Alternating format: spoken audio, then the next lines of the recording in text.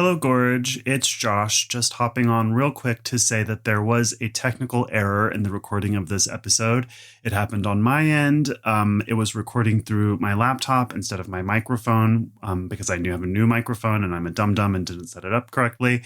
So in this episode, my voice is really, really quiet. We tried to fix it in post, but it is what it is. We still think it's a great episode. And with that, please enjoy this episode on Lost Highway. You are Damon. It can't be!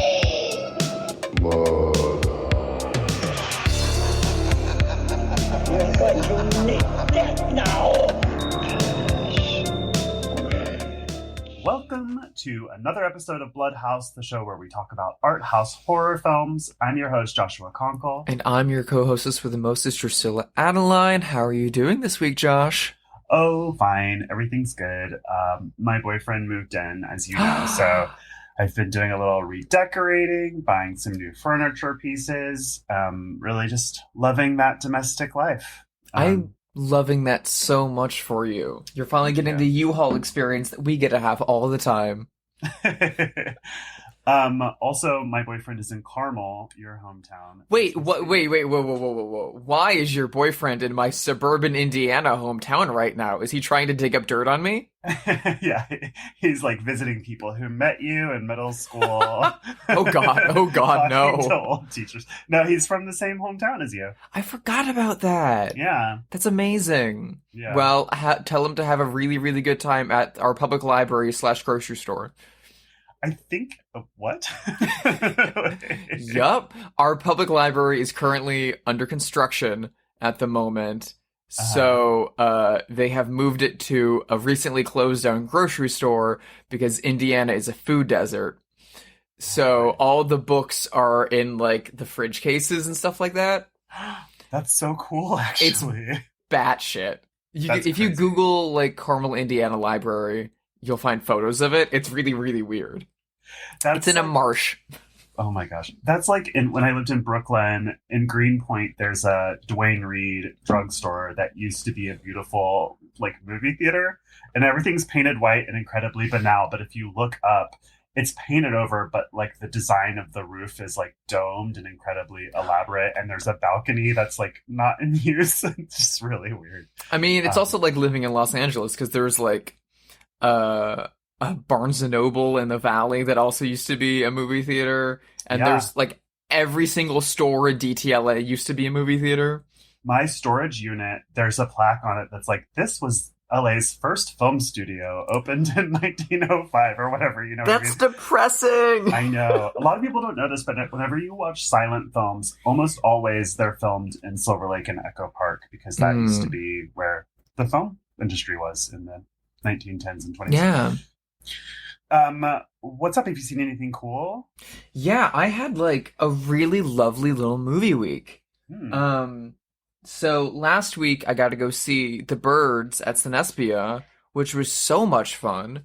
And as I mentioned on the podcast, however, like only mere days after that, I was just like scrolling through like, oh, what's playing near me right now? And one of my favorite movies of all time, Buñuel's The Discreet Charm of the Bourgeoisie, is back in theaters right now. Oh, wow. For a 50th anniversary 4K restoration, and Rialto has it like, and I saw that it was like playing at the Laemmle near me, and I was like, oh, cool, they're doing like one of those one day only things where they take a classic movie and they stick it in the Laemmle for one day, once a month. Cool, dope. But then I found out, no, it's an all week run. They're doing it at every Laemmle in Los Angeles, and it's also playing nationally in week runs. And it's also like, when I got there to see it, it wasn't in like one of the smaller theaters. It was in like the main theater where I saw like The Batman recently. Oh my god. So I texted friends and I was like, this isn't a drill. Oh my god, they're showing Discreet Charm. It's Buñuel on the big screen. We're going. And two of my friends were like, yeah, awesome, sure, totally, let's go. And then they got there and they're like, we've never seen this. We've seen his movie where he cuts the eye open. What is this? And I was like, oh, we don't have enough time for me to kind of describe what this is going to be. Hold on tight, eat your popcorn, hope we have fun. They loved it. I love that movie so much. So it's like French surrealism or Right. Spanish surrealism in France, in the early 70s, and it is like bone dry humor, so angsty. It has all of the like I hate the world petulant wit of like a 14-year-old boy, but being done by a 70-year-old man. It is so ungodly funny. Everything from Mr. Show to Monty Python just stole everything from those movies. And it's so witty, it's so smart, it's so beautiful and so haunting. I forgot there was like 3 different ghost set pieces in this movie. Hmm. I totally forgot how beautiful it was. Because I used to watch it all the time in high school. It was like one of the very first foreign language films that I saw, which explains a lot about my personality. But it was a lovely, lovely evening. And then afterwards, we were all like, well, that movie was all about drinking champagne and martinis and just like making fun of hoity-toity rich French society. Let's go over to Damon's afterwards and get some food because we live in Glendale and that's a thing that we can do. Right. Yeah. Because people wanted to get cocktails and stuff like that. And the only other, like, there was like no, it was like Tuesday night at Damon's in Glendale at like 10 p.m. So there was no one there except for one other table on the opposite end of the restaurant. And midway through our meal, our waiter came up to us and was like, hey, you guys are talking about movies and stuff, right? And we were like, yeah, we are, because we're a bunch of dweebs. And he was like, well, that little old lady over there at that table was in this great old movie called Alien. And we were like, what? Is it What are you Veronica talking Cartwright? about? It was Veronica Cartwright. Oh my god! And it was like super spooky because a friend of mine had just seen her on the big screen in The Birds as a child. Oh my God. And Veronica, if you listened to last week's episode, had been on Debt for Filth with Michael Verratti and I, Right. and so we knew her a little bit from that. And I was like, oh my god, Veronica's here! What? It was so spooky and so lovely. And of course, she left like 5 minutes later with her little group while we were like ordering more food, so we weren't able to go say hi to her. But like, Los Angeles is insane, man. It's insane. She's an icon. She was in an episode of Sabrina, but I didn't get to meet her because it wasn't my episode, so I wasn't on set. I love her so much. What do you think, speaking of Veronica Cartwright, this is a little bit of a sidestep off topic, but what do you think about the discovery a few years ago that her character in Alien was trans? Oh, I You know kind about of... this? Yes, I know about this. I Right. know about this because I'd never heard about it before until Veronica Cartwright told me about it. Ah, on that 'Cause- episode. Yeah, because I'm not a big fan of Alien. Oh, really? So that's when I'm going to get roasted by everyone right I now. love it. I think it's a perfect movie. I've Like, only seen the first one. it's the only one that's really special. Actually, no, I've seen the Winona Ryder one. That's very bad. Mhm, it is. But in my defense, Winona Ryder was in it. It was pretty queer-coded. And the love of my life, Brad Dourif, was also in it. Yeah. So... yeah, I get But I've never seen Aliens or Alien Cubed, whatever the third one is. it. But yeah, so I never really got into Alien. I thought the first one was just fine and kind of dull. Sorry. Strange. No, that's Sorry. just unexpected. It seems like such a true movie to me. I don't like sci-fi. There you go. Sci-fi and fantasy, like medieval, like swords and Lord of the Rings, that kind of stuff. Not both of those are just not for me. I know. I love both of those, but yeah. Sorry. It's okay. But we had Veronica on Dead for Filth, and we were like, she's an icon, she's amazing. We're like gonna tread lightly. We're not gonna mention Alien. We're not gonna ask her about Hitchcock. We're not gonna ask her about these things. And she just volunteered them all on her own. And she brought up the trans thing in Alien, which I'd never heard about. And she had mentioned that, she has short haircut and like was directed to play it a little bit more tomboyish. And she was like, cool, that's fun. I never get to play stuff like that. Awesome. And then, like years later, like recently, people pointed out to her that in Aliens, apparently there's like an info card about the cast, about the crew of the first movie that, spoiler alert, don't make it to the second movie. Yeah, it's 80 years later in the second movie. Okay, well, that's Yeah. good to know. Yeah, about like, oh, this is what the crew of that ship was like. And apparently on there's a mention that like her character is doing well mentally after undergoing a sex change operation or something like that. And I was Yeah. like, that's dope. Yeah, and it Like even to says, slip like, that in there, that's fucking dope. it even says something like self-selected sex change or something like that. So I it's, love like, that so much. something that she chose. Yeah, to like continue like to ensure that autonomy is there. The fact Yeah. is, did James Cameron do that one? I think so. Yeah. Okay. I normally don't give him a lot of credit, but you know what? Good for you, Jim. In the Aliens- 80s? That's dope. Yeah. Yeah. I mean, it's just a tiny little detail, but it's really cool. So Aliens is very different than Alien in that it's just like a full-on action blockbuster, and it's very well made, but it is about like, and it's got like Bill Paxton in it and stuff like that, but it's about the military going into that planet to like nuke it, basically. Is that the one that everyone's like, it's not a sci-fi movie, it's really a metaphor for Vietnam? I've never heard that, but probably it has that Okay. feeling because they're like soldiers. Because I've heard people be like, the first one's a haunted house movie. The second one is a war movie. The Yes. third one is a prison movie. That's true. And I was like, a war movie and a prison movie are also movies I don't watch. You're not selling me on this. yeah. Yeah. So, I don't know. I love Veronica. I think she's the greatest. I also love her in Witches of Eastwick with her cherry moment. She's in everything that's good. She is just a seal of approval. Invasion of the Body Snatchers. Invasion of the Body 70s. Snatchers. Incredible. Yes. I mean, she's the iconic final image of that movie. Yeah. She is that movie. That movie has such a great cast. Oh my I god. love Jeff that movie. Goldblum it. and Donald Sutherland. Mhm. Anyway, And that hot guy from The Brood and Black Christmas. I always forget his name. Art Carney. Oh yeah. Yeah. Whenever he shows up in something, I'm like, oh, it's the guy from The Brood. Not Oliver Reed, the other hot guy from The Brood. yeah. Anyway, while I was busy hobnobbing with celebrities and watching pretentious art house movies, have you watched anything of late, Josh?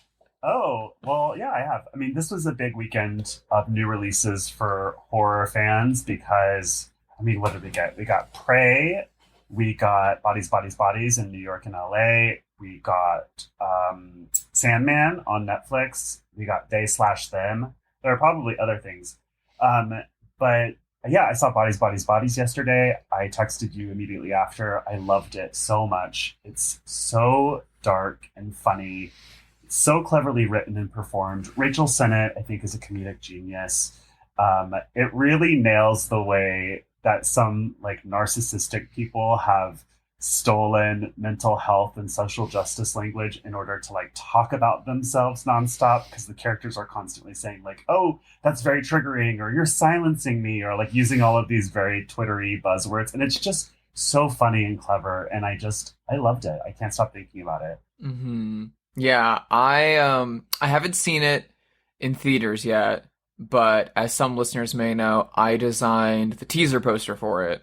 Mhm. And so I got the opportunity to watch it months ago. I didn't finish it because I got annoyed because Why I were you hate annoyed? Pete Davidson. Oh, okay. So I got to a scene where like it was just Amandla and Pete Davidson like in like some like rich parents' office talking Mhm. about stuff, and he was like, "I fuck like," and I was like, I'm crawling out of my skin. I need to turn this off. I get it, but I love Lee Pace. I think he's the hottest man alive. I love Yeah. Rachel. Like she is so funny. The female cast of this movie is so good, but it's also just like I know so many of these people, and I hate those people in my life so much that this movie just like it triggered me. It's so funny. It's though. very It's upsetting. so spot on and true to life. Yeah. And true to this cultural moment. And it's nice to see someone just eviscerate that. But, you know, this movie isn't making fun of quote unquote wokeness. It's not a conservative movie. It's just commenting on how some bad faith actors in progressive circles use these terms because they're narcissists and allows them to talk about themselves constantly. But the other fun thing is, like, it is also a whodunit, so you gotta watch them all, like, eat it. Yeah, and I will say it isn't really a horror movie as much as it is a whodunit. So it's more like Clue, which is one of the director's points of reference. It's more like that.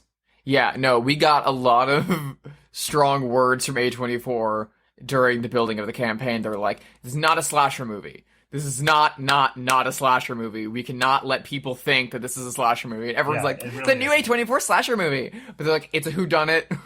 It is Agatha Christie by way of Charlie XCX.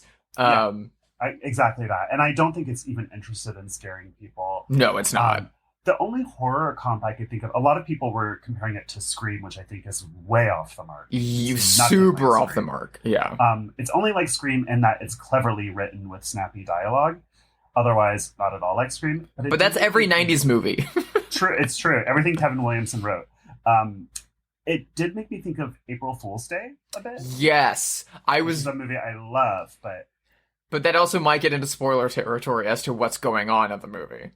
Yes. Yeah. But yeah, it's not a slasher movie because there's a masked hooded figure running around the house. It is so much close. It's actually closer to giallo movies a little bit than slasher movies. It's kind of Bay of Blood-ish. Yeah, Bay of Blood is a really good call. Even with like the torrential thunderstorm, the whole movie. Yeah. Yeah, it's very goofy. And even though you brought up spoilers, I will just say for listeners who think that I spoiled the movie, this does not have the same twist as April Fool's Day. No. It would be very hard to spoil this movie, and once you finally see what's going on in this movie, you're gonna be like, oh, god damn it. It's so satisfying. It's very satisfying. Yeah, it's very fun. Also, I found out this week, speaking of Bodies, that I was nominated for a Golden Trailer Award for the teaser poster for Bodies. Oh my god, congratulations, so that's cute. Drew, that's Thank so you. Great. So well deserved. Thank you, What a talent. I just do what A24 tells me. Don't we all? I mean, at the end of the day. I also started watching Sandman this weekend, and I'm a longtime lover of those comic books, and it's such a good adaptation. I watched 4 episodes of 10, and it's just so good. My only quibble is the presence of Patton Oswalt, who I have no bad feelings about whatsoever, but he does the voice of a bird character, and his voice is so recognizable that it's distracting to me. See, I do have bad feelings about Patton Oswalt. Fair enough. I feel nothing. Based on that whole Tiesler rant he did in a stand-up set years ago. Oh, Jesus. Not even years ago, in the past 5 years. I had no idea. He had a whole rant in a stand-up bit a few years ago where he's like, people won't let RuPaul say the Tiesler, and he's using the Tiesler the whole time. He's like, come on, they're like, you can't use that word, and he's like, but RuPaul invented that word, you can't take that word away from RuPaul, and I'm like, wow. Oh my god. I'm sorry your wife died, but fuck you, sir. I just rolled my eyes so hard that they flew out of my head and rolled across the room. I had no idea. That's so annoying and disgusting. It's a shame because I used to really, really love him. Because he's a big cinephile and is at the New Beverly all the time. But it's a shame. Someone's trans person or trans ally that loves him set him straight after that. Maybe he's in a different place now. I don't know. Yeah. I don't trust Netflix comedy specials for a lot of reasons. But I need to see The Sandman because it's Neil Gaiman is one of my blind spots. As a figure, everyone's always like, I grew up on blah, blah, blah, blah, blah, blah. And I'm like, I saw Coraline 2 years ago after friends bullied me to finally see it, and I thought it was fine. My therapist is a gigantic Neil Gaiman fan, and when she found out that I was going to be working at, a big agency recently, she was like, oh, are you going to work on the Sandman series? I was like, I don't know. She was like, oh my god, I'm so excited for that. You need to watch that as soon as it comes out. You need to read all the books. And I was like, why? There's a lot. What is there for me in this? I don't know. Well, it's just high goth. I mean, I don't know if you'll Mhm. like it or not, but there's a ton of like rabid Gen X Sandman fans. I mean, my therapist is a Gen X high goth, so Yeah. it makes sense. It might be a little bit too fantasy for you. I don't know. I love it. I love the adaptation so far. Of course, the show that I work on, Dead Boy Detectives. Dead Boy Detectives is a Sandman issue. It's Sandman issue 25, so it's technically a spinoff of it. I just love it. Yeah, can't recommend it enough. Love it. Cool. I'll have to give it a shot. Yeah. Mhm. Shall we talk about the movie of the week? I We know you're shall. chomping at the bit. Or champing at the bit. Champing at the bit. Thank you. We've all seen 30 Rock. We know the difference. Yeah, exactly. Well, this is a movie from 1997, directed by the iconic David Lynch, starring Bill Pullman, Patricia Arquette, and Balthazar Getty. We are talking about Lost Highway. We've met before, haven't we? I don't think so. At your house, don't you remember? No, I don't. As a matter of fact, I'm there right now. That's crazy, man. Call me.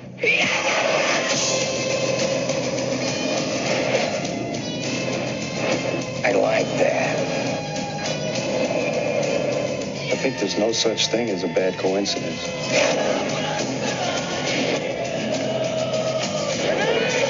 I like to remember things my own way, not necessarily the way they happened. Cue 90s goth music.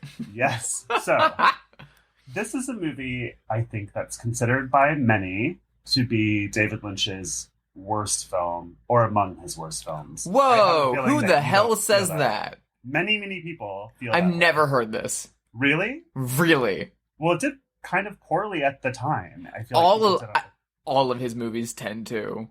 I always thought that people considered Firewalk with Me his worst one, which is also wildly incorrect. Well, that's at the bottom tier too. I think Dune is down there as well. Well, Dune belongs down there, and I think he would haven't seen agree. Dune. I haven't seen Dune. It's one of the. I think it's the only David Lynch movie I haven't seen, to be honest.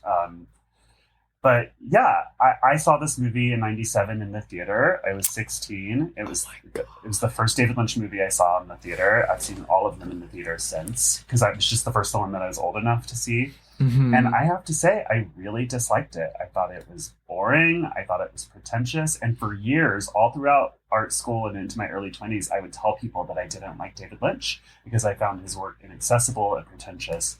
And I grew up and I don't feel that way at all anymore. And so I was not excited to rewatch this. And I really liked it when I watched it this week. So look how much I've grown. Look at you. I mean, do I like it as much as Blue Velvet or Mulholland Drive or Eraserhead? No.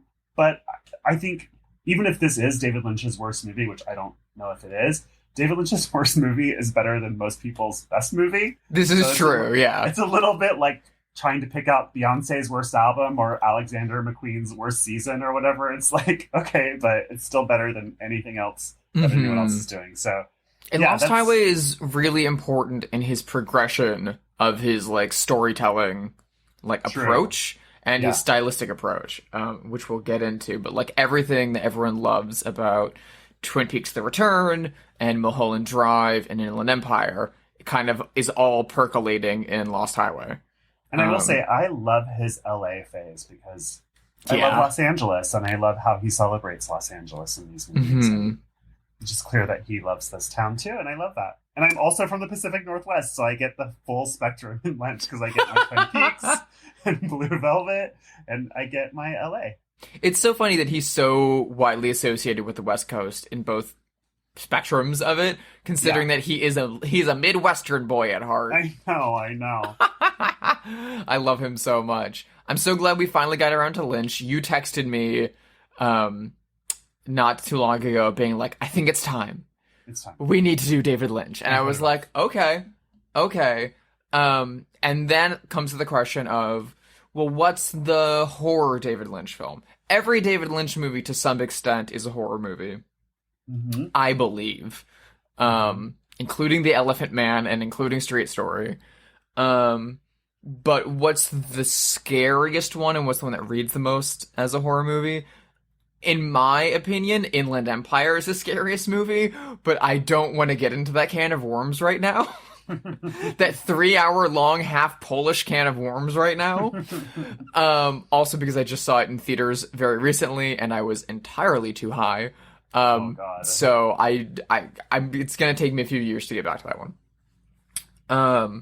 But the two that immediately popped to my head as being scariest outside of that are Fire Walk with Me and Lost Highway. And Lost Highway is kind of having a moment right now because it's the anniversary. It's back in theaters, which tickles me pink. It's had a very long run in a lot of art cinemas across the country. I was able to see it at the Los Feliz 3 theater, part of the American Cinematheque, in advance of this episode to prep for it. It was announced it's getting a Criterion release in a few months. So, like, it's having a moment. And so I thought it was a really, really exciting one to talk about. And because, like you were saying, it is widely, under-discussed, we'll say. Yeah. I mean, secretly I was advocating for an Eraserhead episode, but I have faith that we'll get there eventually as long as we keep doing the show. Yeah, we'll definitely get there. Eraserhead is also one, like, Inland Empire, where I'm like, once every 5 to 10 years I can watch it. Yeah. It takes me something. But I've also reached the point where Eraserhead isn't a scary movie for me. Eraserhead is like a zen comfort movie for me. I love Eraserhead so much. It's my favorite David Lynch movie. And, I know. We're not talking about Eraserhead. We're talking about Eraserhead. See, my favorite David Lynch movie is a very selfish choice, but it's Elephant Man. But it's been Elephant Man since I was in high school. That movie is so beautiful. I'm due for a rewatch. I loved your art. Thank you. I have to keep reminding myself that happened because my brain wants to push it out because it was too traumatic to think about, like, that David Lynch has to approve of my art. Yeah. But anyway, so Lost Highway was also one that I saw in high school. Mm-hmm. I probably also would have been 17 when I saw it. Where was I? I think I'd definitely seen Mulholland Drive. I'd definitely seen Eraserhead, and I'd definitely seen Fire Walk with Me. I hadn't seen Twin Peaks yet, but I'd seen Fire Walk with Me, which was a fucking mistake. And I'd probably also seen Blue Velvet, maybe. I hadn't seen Wild at Heart yet. I hadn't seen Inland or Elephant Man or a lot of that stuff. And I also hadn't really, gotten most of his movies, or really, I was at a point where, I couldn't list a single Lynch movie as being a movie I liked, but I liked experiencing them enough that I wanted to see more and I wanted to get it. So it was this kind of thing that I thought, if I just watch more of his movies, then the puzzle will come together. Which sort of is the case, sort of isn't the case. You just kind of have to rewatch the same movie a few times, because they all work on different logic. And so when I first saw Lost Highway, it was the kind of thing of where, like you were saying, where I was, bored for a bit, and then I was fucking terrified, and then I was deeply confused, and then I finally settled into my confusion and was like, oh, okay, I'm having fun again. And then I was deeply terrified. And then the ending left me very, very confused. And so I didn't know what to do with this thing. Because it was cool and it was weird. But it was both, more entertaining to me than Mulholland Drive or at least less frustrating than Mulholland Drive and Blue Velvet when I was a teenager. But it was also so much more inaccessible.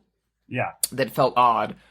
I eventually saw it again at the American Cinematheque at the Egyptian Theater when The Return was coming out. They did a whole series where they programmed his back catalog as double features, showed them on 35 with a B picture that would be thematically linked that wasn't his. So they did Wild at Heart with The Wizard of Oz.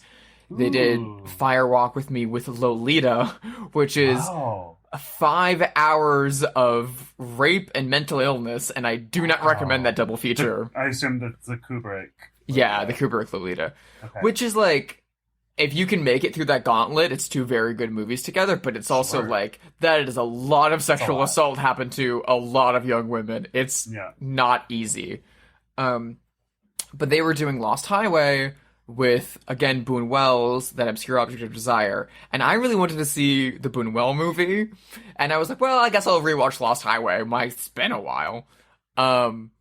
And wow, it had been almost 10 years, and then all of a sudden it just clicked into place for me. It just like sunk in immediately. I hadn't really thought about it in that time.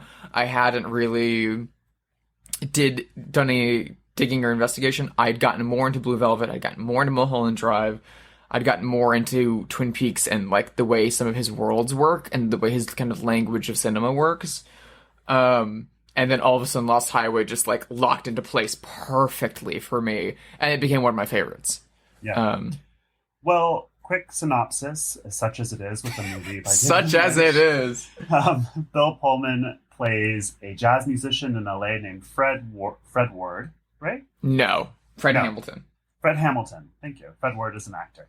A jazz musician named Fred Hamilton who is at a glamorous Hollywood party with his wife, played by Patricia Arquette, when a weird and terrifying mysterious stranger approaches him.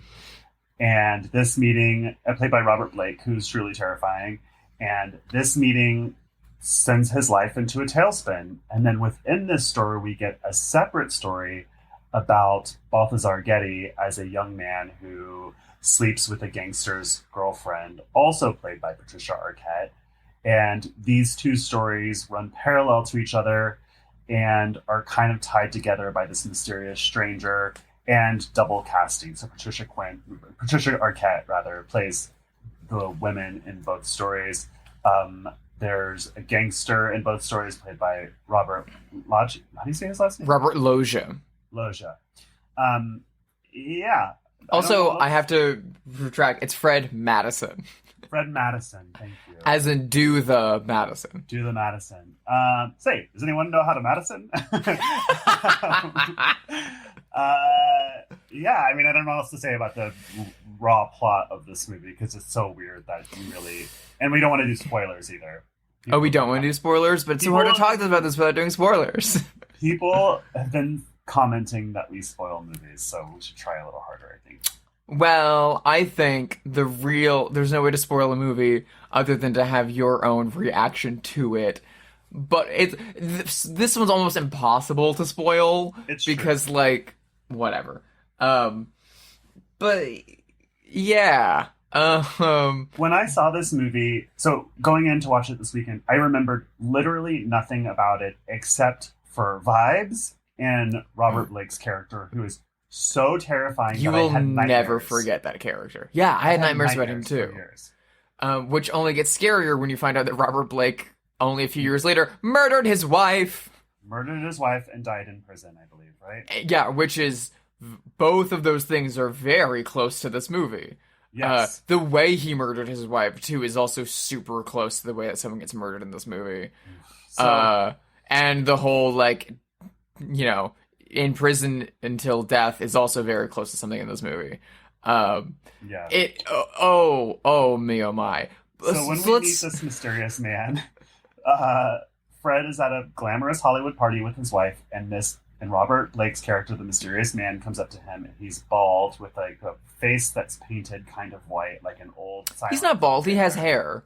It's very short. But he has very short hair. He has a very, very pale face, and he has no eyebrows. Yeah. And the no eyebrows is always how you know someone's sinister. It's like that in drinking milk. You're like, what's something wrong with you? But I can't pinpoint it. So this man comes up to him at a party and says, "We've met before," and Bill Pullman's like, "I don't think so." And then Robert Blake is like, "I'm at your house right now," which doesn't make any sense, of course, because he's here at the party. And then Robert Blake hands him his cell phone. And he's like, "Here you go, call your house." And so Bill Pullman does. And then Robert Blake answers at his house. And so he's talking to Robert Blake at his house and at the party. Oh, and I forgot to mention, someone's been filming his house and leaving VHS tapes on his doorstep. So maybe this is the person who's doing it. He doesn't know. And it's truly terrifying. It's like one of the most uncanny, creepy scenes ever. I mean, the videotapes alone are super creepy because it's like a progression of 3. They start they get one, and it's like, oh, it's someone to film the outside of our house. They get a second one, and it's that the camera goes into their house and then like follows along the hallway into their bedroom. But the creepiest thing, even more than that, is the camera's not like at person height and like bobbing up and down with footsteps. The camera is like lopped on top of the ceiling almost. It's like the highest point it could be, and then just gliding. It's just like, it is so and it's so high up that it's looking straight down. So like, there's no feet. There's no like, how this camera is moving is truly a mystery, and it's totally horrifying. Two other things that happen that kind of set this movie up that are very important to mention is that the very first thing that happens in this movie is that Fred Madison is awoken by someone ringing his doorbell and saying into the intercom, Dick Laurent is dead. He isn't able to see who it is. He runs downstairs, and by the time he gets to the door, there's no one there. Then the VHS tapes come, and when they start to see a tape that the camera is coming into their house, they call the police, and two kind of like bumbling Lynchian detectives show up, interrogating them about things. And when they are asked if they own a video camera like this one, the very quick response from Patricia Arquette is that no, we don't. Fred doesn't like video cameras, and he says, no, I like to remember things my own way, not necessarily the way things happened, which is like the thesis of the movie. Yeah, truly. I mean, this movie is also, it's important to note, is doing like a neo-noir thing, sort of like 1940s gangster films, so you're going to get a lot of Art Deco architecture. You're going to get Patricia Arquette with the blunt bangs. You're going to get Fred as a jazz musician. You're getting a lot of those like very 1940s neo-noir genre aesthetics. They even lean super heavily into it. They like Patricia Arquette's characterization in the second half of the film, when she's in the blonde wig. They intentionally dress her like Barbara Stanwyck in Double Indemnity. Mm-hmm. They kind of give her a Postman Always Rings Twice Double Indemnity style plot near the end of the movie, where she's kind of femme fatale luring Balthazar Getty into like, we're gonna run away together, but we gotta commit this crime first, and you're gonna do it, and here's the plan. But we also get like super like 1940s and like even earlier German expressionist kind of lighting on her face in a lot of scenes, where we'll just get a stark cut off of just her eyes, or like just her lips next to the phone or something like that. But then we also get like more, honestly, the 90s is a really interesting point for Lynch, because this and Wild at Heart are his most like cineliterate movies ever, that he's like baking in actual references to other movies. Because he doesn't really watch that many movies as like he saw movies growing up, and then he watched movies when he went to AFI, and he has not watched a movie since like the 70s. And I love and respect him for that. But for this movie and Wild at Heart especially with the Wizard of Oz homages, and I should also mention that Lost Highway is an original script written by Lynch and the Wild at Heart author Barry Gifford. Right. Only time he's done that other than working with Mark Frost in Twin Peaks.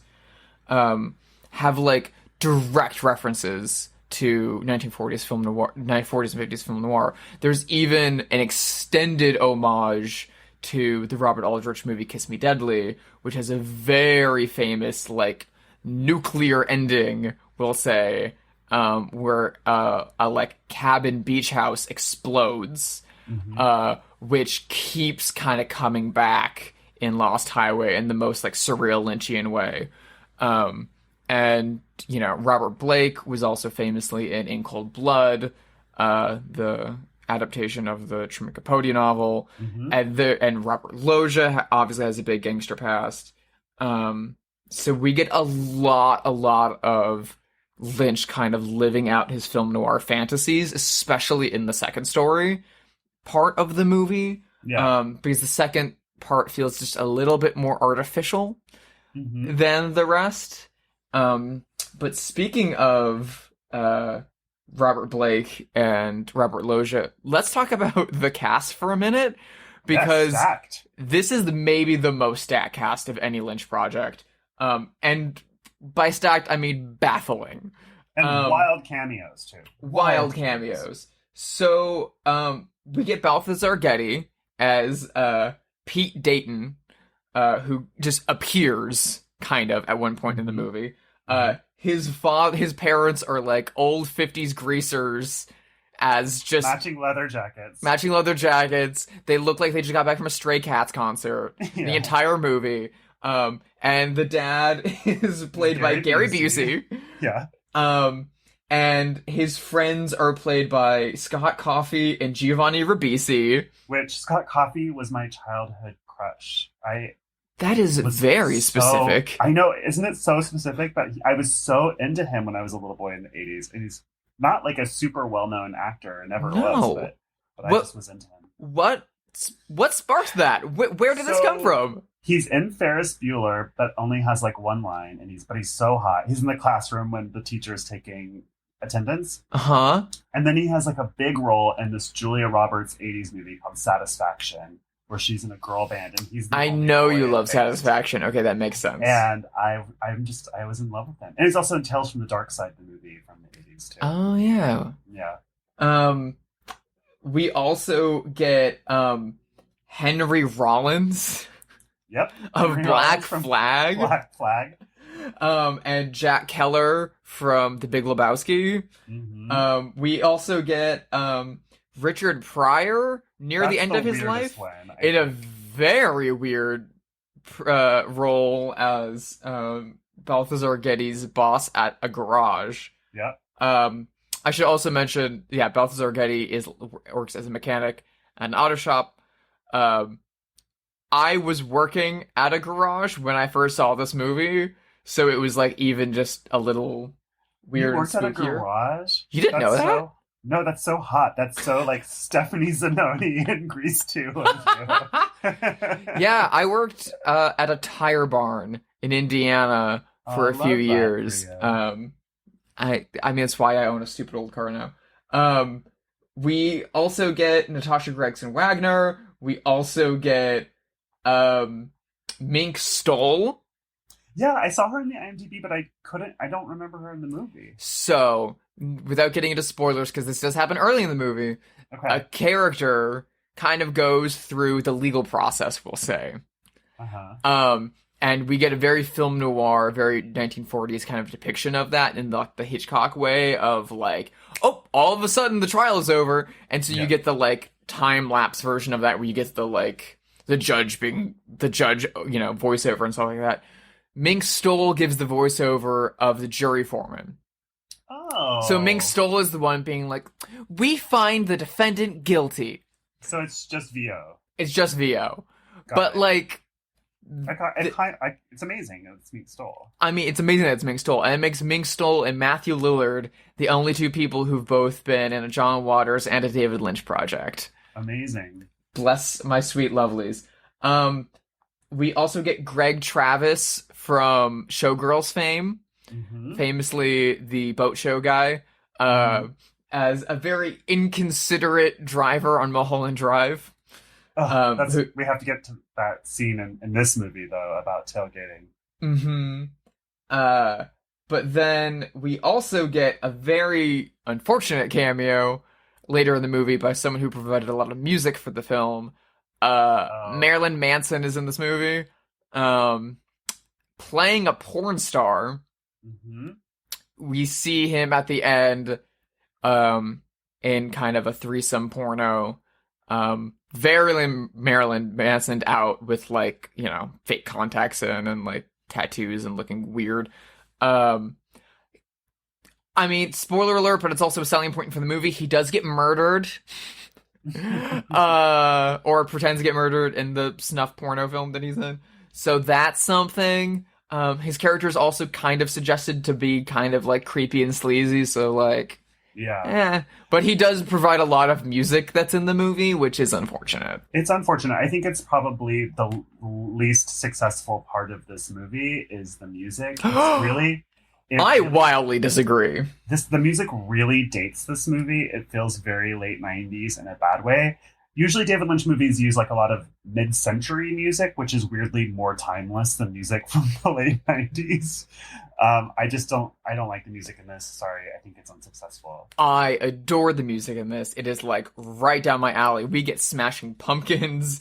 It opens to I'm like the Rammstein kind of Marilyn. You don't like Rammstein? No. Oh my honey. I love Rammstein, and so Rammstein showing up in a David Lynch movie is like, it feels like it's broken. It feels like my brain is broken a little bit because these two things should not mesh. We get David Bowie wrote a song for the movie with Brian Eno called "I'm Deranged." We get some This Mortal Coil. We get "Perfect Drug" by Nine Inch Nails. Mm-hmm. We get This Magic Moment by Lou Reed, which is like one of the most tender romantic. Cover. I love that cover. I'm not here for the Rammstein Marilyn Manson-ness of it. I do like Smashing Pumpkins. I do like Lou Reed. I just don't think it fits this movie, and it makes it feel dated to me. I think it fits like a glove. I think it's really, really cool. It reminds me a lot of how around the same time Martin Scorsese made Bringing Out the Dead with Nicolas Cage and Patricia Arquette. Mm-hmm.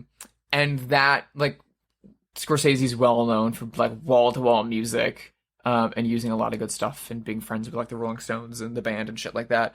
But all the music in Bringing Out the Dead is, like, The Clash, and, like, it's his most, like, punk soundtrack. And I love. I love punk. And people were like, that's weird. And I was like, it makes sense if you know the dude. Yeah. But I think the Rammstein music in Lost Highway works beautifully and perfectly, and it's such a great way of him conveying this kind of agitated terror in the final part of the movie, while being a bit more subtle with his visual language. And kind of really, really getting... It almost feels like a Rob Zombie movie in parts, and I love that. I love that you're able to get there. Henry Rollins had a podcast for a little while. Which was great. I love him. He's so smart and clever. He's so smart. He's so clever. He's so sexy and hot and super cool. Yeah. And he mentioned when being on the set of Lost Highway, because he was on it for like all of 2 days probably. He plays a guard. He's in it for like a few scenes, and he's great. But he mentioned how on set, everyone respects Lynch. Everyone's kind of very quiet and like respectful of the process. And when you're on set, it's a lot of very long takes, and it's a lot of quiet in between takes. And he likes people to like really kind of wait and draw their lines out and stuff like that. But he was saying that as soon as Lynch called cut off of his megaphone over in the corner, that he would immediately yell into the megaphone, "All right, cue the music," and then would like blast Rammstein as loud as possible on the set in between setups so that people could kind of get in the mood of the music. And Henry Rollins was like really weirded out that Lynch would be playing this stuff, and he went up to him and he was like, "Isn't it kind of loud?" And he's like, "What are you saying? It's great. I love Rammstein. 9 Inch Nails. I'm so into that right now." I love, like, David Lynch getting super into that kind of music. I mean, like, I love the story about him famously walking out of a Bob Dylan concert because he was too high. Like, David Lynch's relationship to art and music is so fascinating to me because every time someone's like, "Oh, he clearly likes this," he immediately contradicts that and is... I love watching interviews with him when, like, especially film journalists and critics will be like, "Well, your work is clearly influenced by the likes of, like, Buñuel and, you know, and Cocteau, and you really go into the surrealism of these kind of filmmakers." And he's like, "Nope, never seen them." And you're just like, "Cool, David. I like so The Wizard of Oz." And you're like, "Yep." I like the clip of him and / meme when a journalist is like, "Care to elaborate?" And he just goes, no. Yeah. So delightful. But that's also coming out of the tales of him saying, Eraserhead is my most spiritual film. Which, like, I don't disagree, but also I can see why someone would ask him to want to elaborate that. Yeah, if you know that he loves Wizard of Oz, then it kind of makes sense in a lot of, like, those, like, you know, old Hollywood movies. It makes sense, a lot of the kind of tricks that he's playing in this. So the Wizard of Oz thing of, like, oh, someone is having a representational, stylized depiction of their life, and, oh yeah, Uncle Cletus is the Tin Man, and all these, and you were there, and you were there, and you were there, kind of explains a lot of the things that he does in Mulholland Drive, and Inland Empire, and in Lost Highway. Again, back to the Bill Pullman's line about, like, he doesn't like to remember things as they truly happen, the way that video cameras do. He prefers to have his own memories of things. There's a scene very early on where he's having sex with Patricia Arquette, which I will give warning. If you find extended sex scenes and female nudity uncomfortable, this is not the movie for you. This is David Lynch's horniest movie, probably.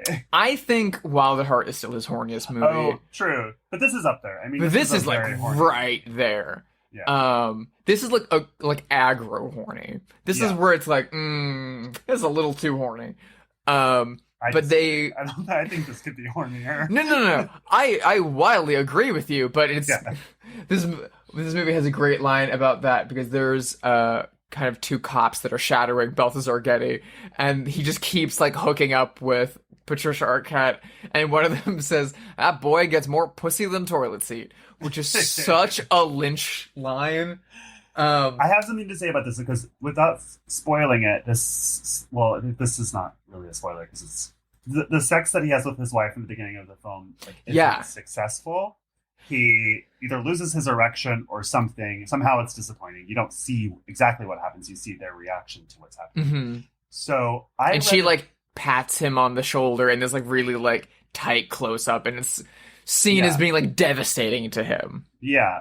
I read a theory that I think is interesting. I don't know if I agree with it. That the entire Balthazar Getty story is Fred, aka Bill Pullman's fantasy, because he's not had successful sex with his wife. He's not feeling like a man. And so he has this whole elaborate fantasy where everyone in his life is recast in this noir film.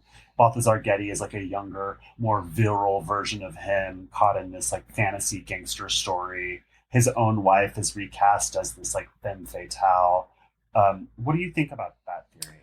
I mean, I think that's kind of on the money, but it's not that directly tied to his like sexual performance. I think that's part of it. I think that's a small part of it, but I think it has a lot more to do with regression and guilt and PTSD, and kind of like, to use the very Twitter phrase, mental gymnastics.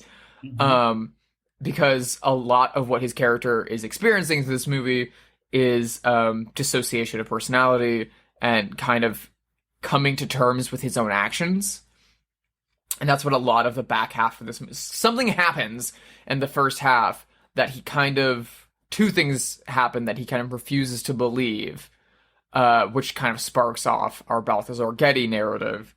And then pieces of that first section of the movie start to like leak in a little bit and causes Balthazar Getty headaches and problems and issues. And, you know, things start to spiral out of control. Things start to unravel and re-ravel in interesting ways. But the point that I wanted to bring up about that exact same sex scene is that we see it mostly from his perspective externally. Like, he's on top of her, so the only bits of Patricia Arquette we see are like through his shoulder or something like that.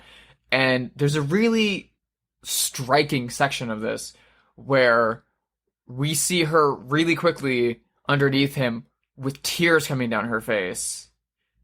And then it immediately cuts to his POV directly on top of her, and it's the lens is a little like gauzier, and she's like smiling and radiant. And that says so much about both this character and the like tricks that this movie is going to be pulling about perspective and about reality. And it is so fucked up and gross. And it makes my skin fucking crawl watching that. The idea that this woman is like uncomfortable, emotionally compromised, and potentially in pain. And the only thing that this man can see is his fantasy, like, smacked on top of her, is painful. Yeah. The other thing that should be mentioned is that this movie was made in 97, and Lynch, like we mentioned, doesn't like to talk about his creative process. When you ask him to elaborate, he will say no, but he's mentioned a lot about the writing process of Lost Highway. And he specifically said that he'd been watching a lot of the OJ trial while working on this. Interesting. Which comes through. There's even like a high-speed car chase at the end. Yeah. Yeah. There's also a suggestion of infidelity. There is, like we mentioned with the Ming Stoll cameo, a suggestion of a trial at one point.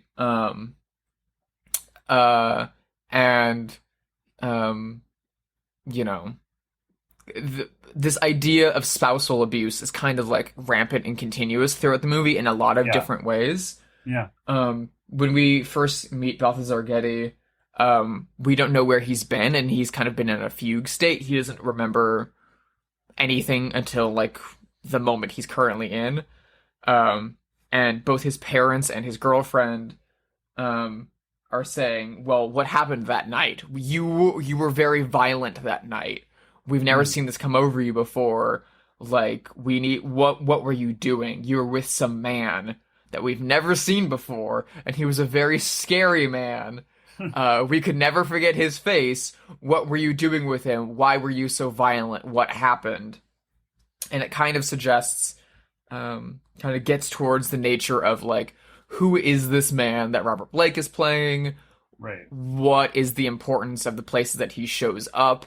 And what does he represent? At the end of the movie, we see him again, and he brings up a video camera to his face and, like, menacingly walks towards Bill Pullman, holding it. So scary. It reminds me a lot of the end of Barton Fink, I will show you the life of the mind stuff. Yeah. Oh, horrifying. He's very similar to me to Bob in Twin Peaks in that yes, he's like some sort of like demon or ghost that is pursuing the protagonists. Mm-hmm. Not that literally, but like he has that sort of modus operandi. Yeah, he's kind of got that like Tolpa quality of like this may or may not be a real figure. It is a representational of internalized something that people are starting to see. And does not represent good things. Yeah. He's also mentioned, whenever people see him around, they're always like, oh yeah, he's Mr. Eddie's friend. Right. He knows Mr. Eddie, and Mr. Eddie is Robert Loggia's character, who is a gangster who may or may not have issues with anger and rage. There is a scene in this that is so satisfying, where he is driving Balthazar Getty in his like sports car, and someone his late '80s Mercedes-Benz. Yeah, it's beautiful. And someone starts to tailgate him on like Mulholland Drive or somewhere, and he runs this other car off the road and beats the shit out of this guy and is like, don't tailgate ever again. Say you won't tailgate. Say you won't tailgate. And get a driver's manual. Tell me you're going to get a driver's manual. I hate tailgaters and aggressive drivers so much that it's like, when I eventually die, it will be because I was murdered when I followed somebody into a parking lot to tell them off for driving like a crazy person, because I hate it so much. I'm a very safe driver, and in most scenarios, I hate nerds and narcs, but in one place I don't is driving. Like, I hate people who drive too fast. People in LA drive like insane. It's like Mad Max here. And there's all sorts of things that, so this is a little bit of a rant, but like everyone drives about 15 miles too fast in LA. and then they'll slow down literally to a crawl to take a right-hand turn. And it's so confusing to me. I've never experienced it in any other city. And it's like, you can take a turn at a normal pace. Also, oh God, maybe I've had too much coffee, but my boyfriend is really obsessed with like roads and city design and stuff like this. And so from him, I learned this insane fact. I always assumed that speed limits were set by some sort of like safety expert or something like that. No. But in fact, at least in Los Angeles, I don't know about other places, speed limits are set at the speed at which people are already driving on that road. Mm-hmm. But that's a problem because everyone here drives too fast. So I learned how to drive in LA at the tender age of 35 or whatever. And I would be on a road and be like, oh, no, this should not be 55 miles an hour. This should be like 35. And I just sensed that. And now I've gotten used to it, but I feel so vindicated by knowing that that is in fact too fast. Like all the speed limits are too high here and everyone's driving too fast.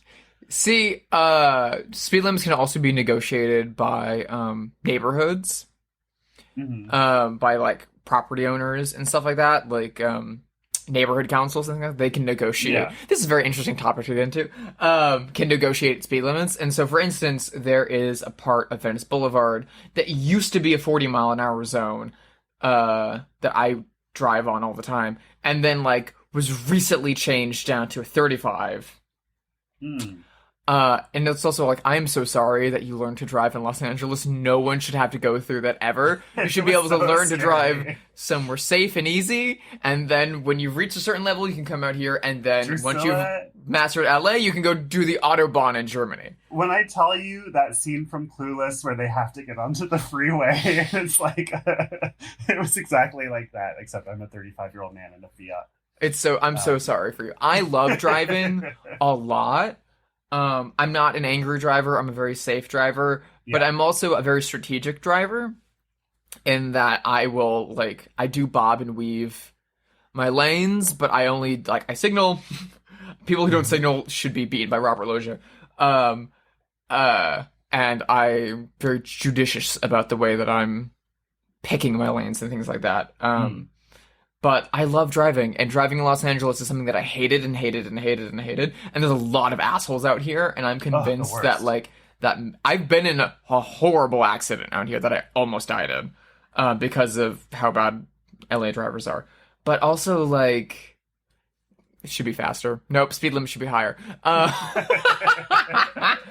let's move on. This has been a tangent. It's been a tangent, but I love that scene. I love Robert Loggia. I also love that it starts by this guy starts tailgating him, and his immediate response is kindness. He rolls the window down, he sticks his arm out, and he's like, go on, pass me, I'm slowing down, you can get past. And then the guy speeds up over, flips him off, and drives on. And as soon as that happens, the two goons in the back seat buckle in. And then it goes to Saturday morning cartoon, early silent film speed, where the car goes way too fast. Yeah. Robert Loggia speeds up, cuts. Oh my god, it's brilliant. It's amazing. When I saw that at the Los Feliz 3 last week, and that scene happened, the audience was cheering through that entire beatdown. I loved it so much. So satisfying.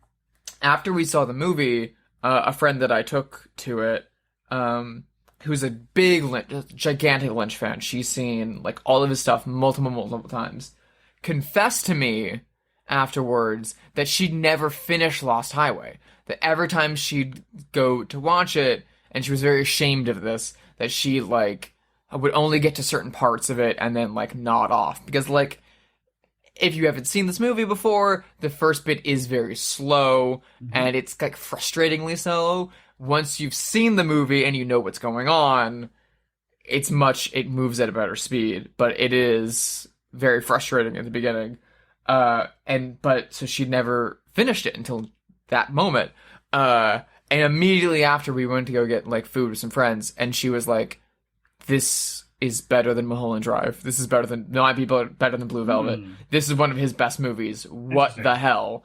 And I don't disagree. I love Mulholland Drive to pieces. I think it is brilliant, but I think Lost Highway really sets up a lot of the ideas that he does in his later movies Yes. here. Like, all of that, like, Blue Velvet, Wild at Heart world of, like, we're very throwback, but we're pretty linear narrative and things are gonna get weird, but it kind of, like, has an internalized logic. He gets...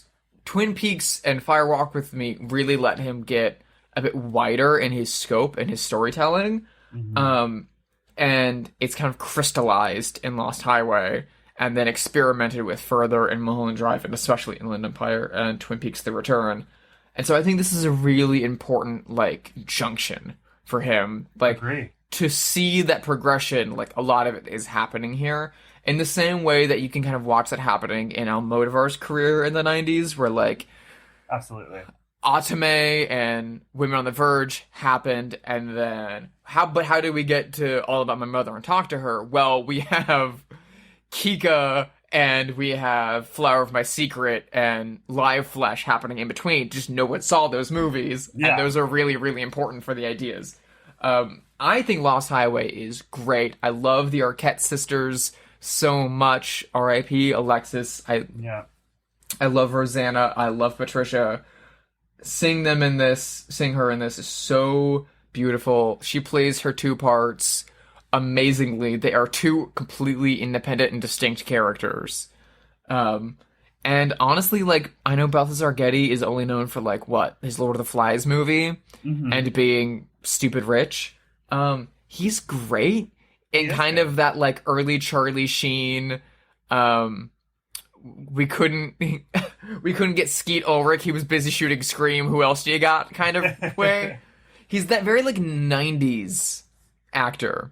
Another person that I had a big crush on, because this movie's been forgotten, but I was so obsessed with this movie when I was like 12, called Where the Day Takes You, starring Dermot Mulroney, Laura Flynn Boyle, Sean Astin, Will Smith in his first movie, David Arquette, and Balthazar Getty. And it's a movie about homeless teens in LA, and Balthazar Getty plays like a 15-year-old gay escort.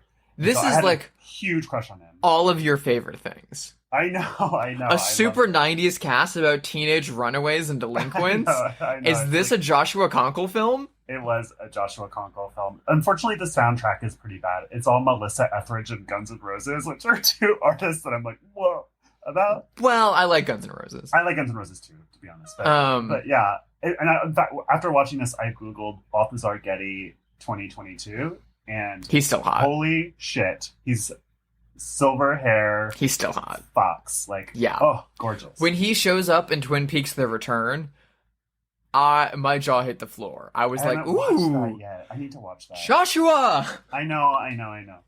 He is... Twin Peaks: The Return really is just, like, a greatest hits of Lynch actors. Because it's like, okay, well, Balthazar Getty's back. Here's Naomi Watts. Here's Laura Dern. Here's Matthew Lillard for some reason, giving the best performance of his life. Like, but it's no amazing. Audrey Horne, I hear. No, Audrey Horne's there. Oh, she is? Okay, great. She's in 2 episodes. Okay, good. Her character's not in a good place, but she's there. Well, that's all I need. I just need my Sherilyn Finn fix. Sherilyn Finn is there. Yes. Well, listen, I think it's time to play our favorite game. The game where we speculate wildly whether notable figures have seen the feature. Have they seen it? I'll go first. I have someone. He's in the movie. Do you think Richard Pryor saw this movie? So I have a lot... every time I think about Richard Pryor, and especially when I watch Lost Highway, I'm always like, Richard Pryor was dead by 97. This is not true. Richard Pryor lived quite a little bit longer. But in my brain, I'm like, yeah, he just, like, died in the early 90s, right? No. So whenever he shows up in this, I'm like, oh my god, Richard Pryor's ghost! So he probably saw it. He probably went to the premiere. I have no idea what Richard Pryor made of this. I assume he liked it. Like, man had taste for days. No idea. And, like, as we don't know anything about Richard Pryor, really. He's, like, a little bit before my time. Very good stand-up, very funny, set a house on fire, got clean, he made a really, really great movie about himself it's like a biopic about a stand-up comedian that he directed and stars in, and it's really, really, really good. He had a relationship with Marlon Brando. Like a sexual relationship? Yep.